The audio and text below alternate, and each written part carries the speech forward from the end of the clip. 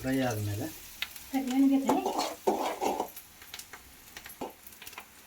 ರುಚಿಗೆ ತಕ್ಕಷ್ಟು ಉಪ್ಪು ಹಾಕಬೇಕು.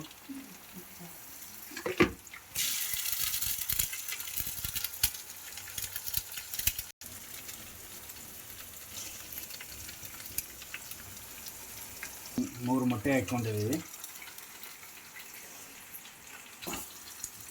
ಇದು ಈರುಳ್ಳಿಗೆ ಮೊಟ್ಟೆ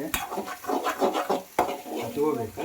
ಮೊಟ್ಟೆ ಹಸಿ ಸ್ಮೆಲ್ಲು ಹೋಗುವವರೆಗೂ ಸ್ವಲ್ಪ ರುಚಿಗೆ ತಕ್ಕಷ್ಟು ಖಾರ ಹಾಕ್ಕೊಳ್ಬೇಕು. ನಿಮ್ಗೆ ಎಷ್ಟು ಬೇಕಂದ್ರೆ ಅಷ್ಟು ಹಾಕ್ಕೊಳ್ಳಿ.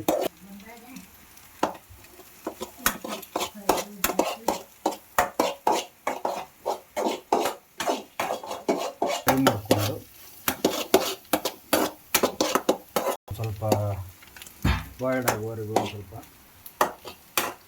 ಗಿಡ ಮುಂದೆ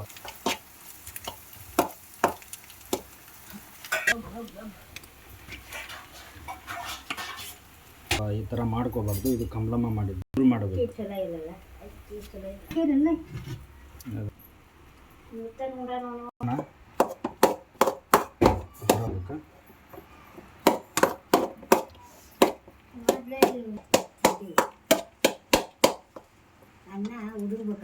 ಸ್ವಲ್ಪ ಸೋಯಾ ಸಾಸ್ ಹಾಕೋಬೇಕು. ನಿಮ್ಗೆ ಎಷ್ಟು ಬೇಕು ರುಚಿಗೆ ತಕ್ಕಷ್ಟು ಸೋಯಾ ಸಾಸ್ ಹಾಕೋಬೇಕು.